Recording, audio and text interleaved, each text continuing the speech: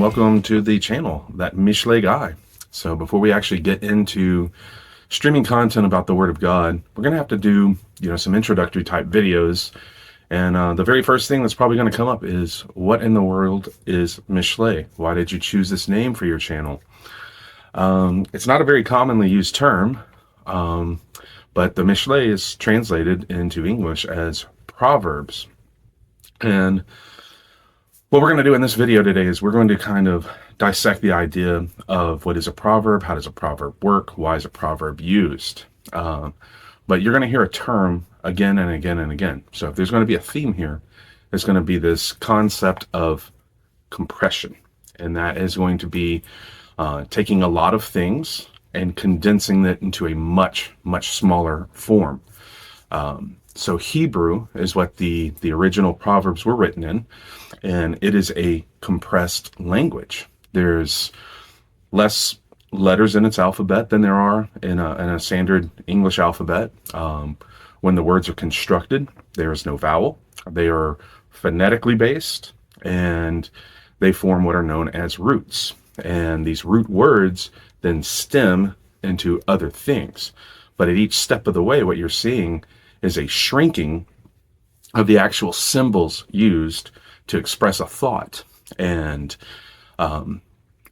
English is different in that way. So there's not a lot of one-to-one comparisons, because we have a lot of explanatory terms. We have a lot of synonyms. We have a lot of words with nuance. And depending on what situation, we can explain those nuances with the richness and the fullness of the vocabulary. Whereas Hebrew's kind of the inverse. They'll have far less words, but each word will have a lot of different meanings. And so the context becomes incredibly important. And if you just roll right past them, you're going to miss a lot of the meaning, because it is so compacted and so condensed. So the word Mishlei itself, this is a plural form of a word mashal. And the word mashal in Hebrew it's phonetic. So it has an M-sh-la sound. It's the letter mem, the letter shin, and the letter lamed. And this root word that it forms, this M-S-L, it means three different things. The first form of it means to rule and to govern. The second form of it is used to represent things, to symbolize things, to be used in analogy. And then the third use of MSL, mashal, means to compare two different things. So here's what's crazy, is mashal, as a Hebrew teaching, does all three things at the same time.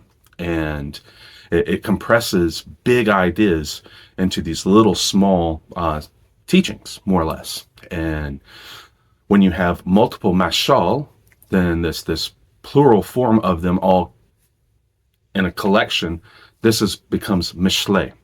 And this is what Solomon did to teach. So he was this incredibly, incredibly wise king. We'll make videos where we'll explain who Solomon is and what actually led up to the writing of the Mishlei. But he's extremely wise. And over the course of his life, he jots down these little observations. And the idea being, he understands that, as a king, he's going to have descendants who are also later going to rule. He wants them to have the tools that they're going to need to be effective leaders. And he doesn't have time to write books and books and books. So he does these just little short forms. And he'll use analogy and metaphor to condense these really, really deep messages. And then he'll use a comparison between two different things. So a lot of times you'll see, this is what a righteous man does. This is what an unrighteous man does. This is what a foolish man does. This is what a wise man does. This is what a hardworking man does. This is what a lazy man does. And essentially over time, as you study these things and you see this form, it really, really transmits deep messages. And essentially that is the purpose of the Mishlei, is they give us a prescription of what to do. And the idea that the ruling and the governing is, before you're going to rule or govern anything else, you're going to have to learn how to rule and govern yourself. So all of these are going to have a moral lesson. They're also going to provide an example of what not to do, to make it very clear. And they're meant to be studied beyond their first meaning, because they're going to have a superficial meaning, then they're going to have a symbolic meaning, and then they're going to have a very, very deep spiritual meaning. And that's what we're going to try and do with this channel, is we're going to look at it at all three levels. We're going to start with these base root words, and we're going to try to reconstitute them from their compacted, dense form. Some of them are just basic observational maxims that don't really follow the form of the mashal, but nonetheless, they're included because they have a moral lesson. And the idea of, well, why are these called proverbs in English then? Well, and it's because essentially when they were translating the Bible into English, they didn't have a great one-to-one word. And what the English did have was this idea of proverbs. And that actually comes from a Latin word, pro meaning to go forth, and verbium meaning a word. So it's essentially, it's a message going forth. And it also follows a condensed form. And we would just call this a saying or an expression. And virtually every culture on earth uses proverbs in some form. There's Russian proverbs, Chinese proverbs, African proverbs, Native American proverbs, just the list goes on and on and on. So like, I'm a Southerner. We have things like, you can't put lipstick on a pig, or man, that's like herding cats.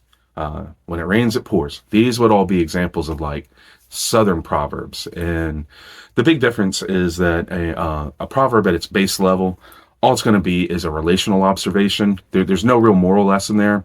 It's just essentially, trying to say, hey, I know you've experienced this too. And this is this cute little saying that's memorable, that we can kind of express this without having to discuss it too deeply.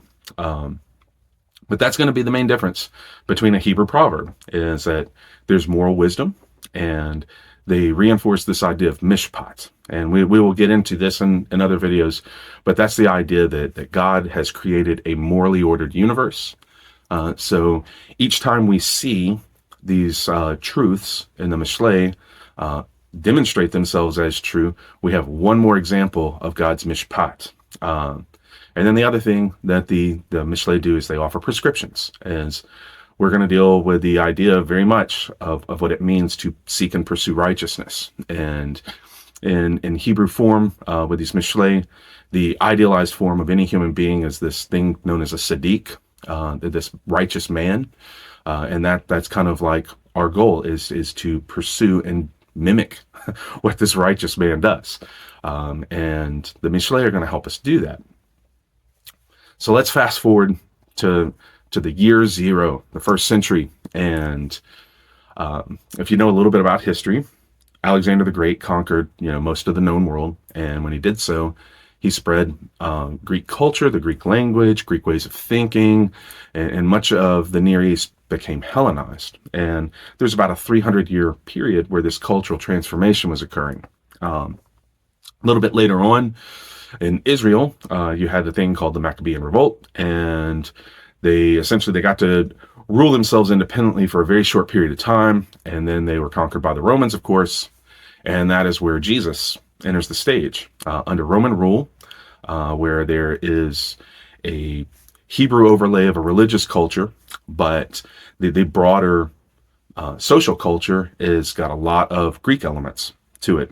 And Jesus comes in and he notices that there's a lot of kind of cultural crossover, and the Greeks don't really have mashal, but they have this form called a parabole, and it actually comes out of the Greek philosophical tradition from Aristotle. And it's this idea that you are going to compare ideas and evaluate which one has more value. And essentially over time, what that did is they noticed that there is this U-shaped curve that happens. And they called this, when they were looking in geometry, they noticed this form would come through certain equations, and that's why they called it a parabola. So, remember from geometry, learning about all that stuff of like axis and focus and vertex and boring things. But essentially what happens is a parabola is going to establish relationships between objects and distances, and it's going to essentially have a plottable course, like that you can predict where the next plot on the chart is going to be by the trajectory of where it's going. It's following this pattern. The more that it's followed, the further it's followed out, the more predictable its outcome is. And so Jesus uses this form to incredibly great effect. And it's basically his parables are the intersecting of the Hebrew mashal with the Greek parabole, and you have wisdom and rhetoric. So Greek is the primary language of the New Testament, and it's got this just incredible power to spread the ideas that are philosophical and abstract. And Luke's gospel is written in such a way that it's very conceptual, and it's really meant for a Greek audience, and it presents Jesus as this idealized form of this incredibly wise man. He's almost like a Socrates figure in Luke's gospel, where he's very skilled at debating. Whenever people come at him, he breaks down their flawed reasoning. He spends time correcting his disciples, but the big thing is Luke's gospel is full of Jesus's parables.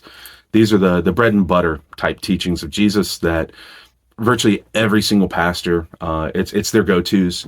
We're talking about things like, the prodigal son, the good Samaritan, the Pharisee and the tax collector. But they're going to follow this form where there's going to be, it's a mashal. It's got a moral lesson. It uses a comparison, and it uses symbolism. So you've got these little narratives, but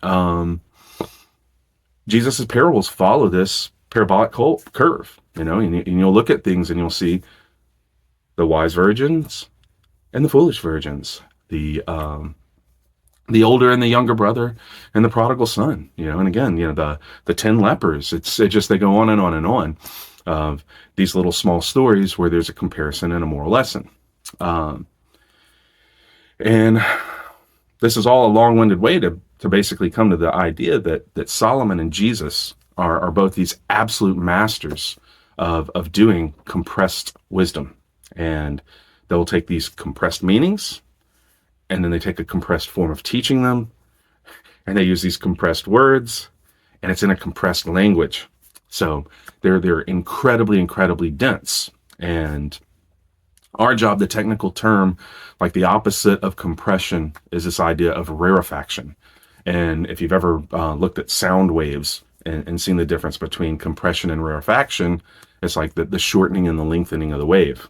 So in their current state, the way they're written, these are extremely, extremely, extremely short wave. And if we don't pull them apart a little bit and stretch them out and lengthen them, it's going to be hard to hear them, so to speak. Is to get the true wisdom, we're going to have to slow them down. We're going to have to take these things apart, and we're going to have to be very delicate, and we're going to have to be very methodical, and we're going to have to take them in bite-sized portions. And that's the big thing, that the Mishlei is a proverb is this very short declaration, and a parable is this long-form narrative. Well, the Mishlei, they are somewhere right in between, and they do the function of both forms of teaching.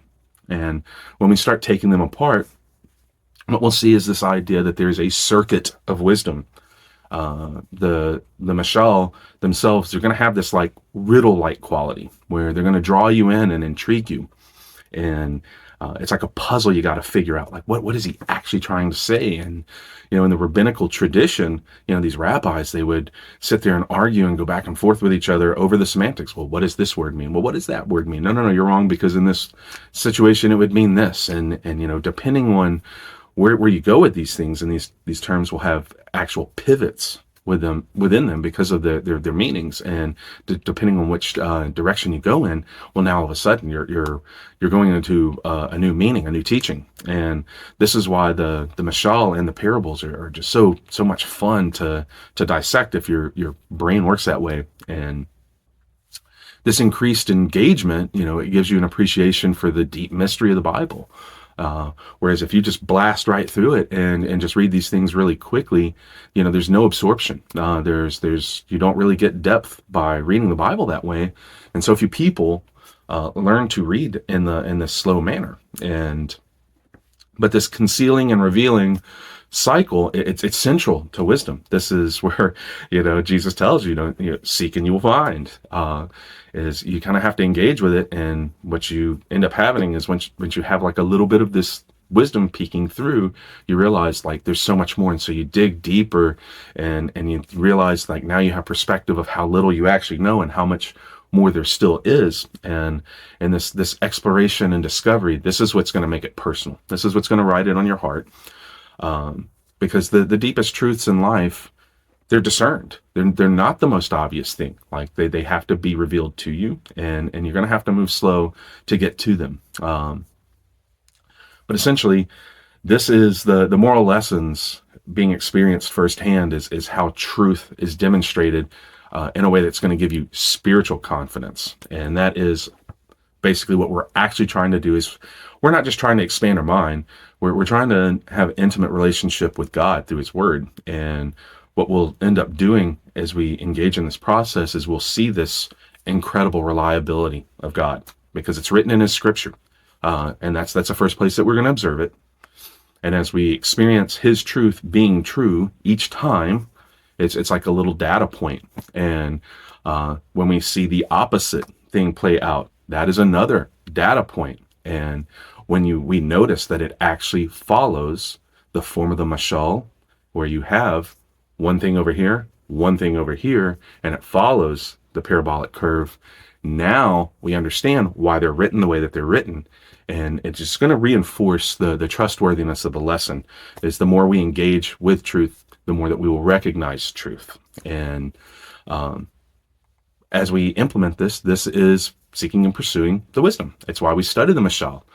It's going to pour the foundation that will let us see that God's ways are actually beneficial when we follow them. This is how we will see God. We will see his universe as morally ordered. We will observe his mishpat. Because it's going to be something that's not an abstraction. It's something that we're actually experiencing. We're not observers of it. We're participants in it. And once we realize that we're participants in it, then that means what we do matters. That our lives have purpose. They have meaning. And it's the antidote to nihilism. Our entire culture is basically built around the idea that nothing actually matters, and nothing is true, and nothing is important. And spiritually, this is very destructive for a person to come to these conclusions. So yeah, I'm looking forward to doing a number of lessons on Solomon's Mishlei. And for closing, I'd like to thank you for watching, and I hope this discussion connected to you and you got a little bit of something out of it. Really looking forward to the teachings that are going to go forward. If you liked what you heard, please go ahead and like and subscribe to our channel, tag others, repost it on social media, share it with others. Basically, this is how evangelism works. Somebody tells somebody something, and the world's a dark place. It needs the light of God's Mishlei to go out. Jesus tells us, take that cover off the lamp. The little bit of light that he put in my heart, I've made the decision. I'm going to go ahead and let it go out. So easy evangelism is just to let folks know that this channel exists and that we're going to discuss wisdom every day. And as Solomon says in his Proverbs, wisdom is calling. Shalom.